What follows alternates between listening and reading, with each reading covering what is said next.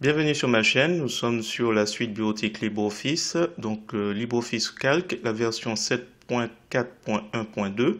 On va faire un petit topo rapide sur les fonctions, de toute façon tout est là à l'écran. Donc là j'ai fait une saisie de plusieurs éléments, donc là nous avons des chiffres, un texte, ici des valeurs logiques, ici une fonction fictive, ici un texte qui est plus ou moins... comme on peut le voir, pas vraiment caché, c'est simplement que j'ai mis du texte jaune sur un fond jaune, donc on ne le voit pas.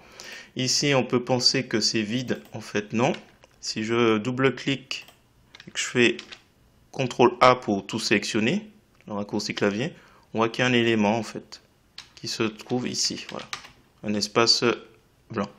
Et donc ces éléments-là, si je fais 1 pour compter, et que je double-clique ensuite, hop, il descend jusqu'à fonction et on a 9 cellules qui sont en fait remplies de quelque chose.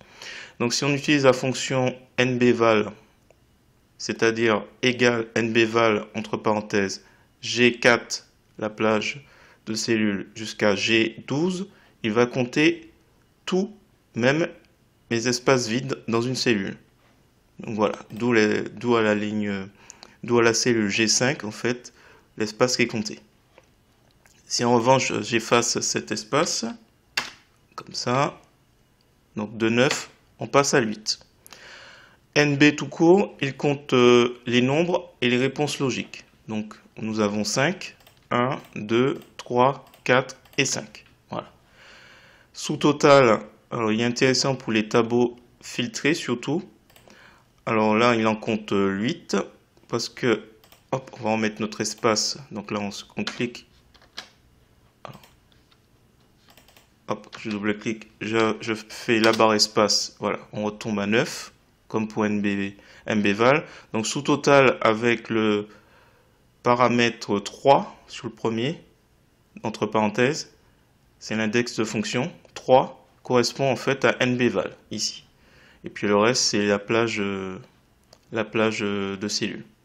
Voilà, en une vidéo, j'espère avoir... répondu à quelques interrogations concernant ces trois fonctions qui comptent ce qu'il y a dans les cellules. Si vous avez des questions, n'hésitez pas à le mettre en commentaire et je ferai une vidéo plus détaillée. Et si jamais j'ai oublié d'autres fonctions, n'hésitez pas également. Alors je peux rajouter effectivement SUMPROD, mais le souci c'est qu'on aura une erreur à cause de, ici, G11, où on a mis une fonction fictive qui n'existe pas, d'où il me demande le nom. Voilà, si vous avez apprécié cette vidéo, je vous remercie de mettre un pouce vers le haut et de me laisser un commentaire. Et n'hésitez pas également à vous abonner à ma chaîne pour voir d'autres contenus sur GIMP, LibreOffice ou GMX. Et sur ce, je vous dis à bientôt.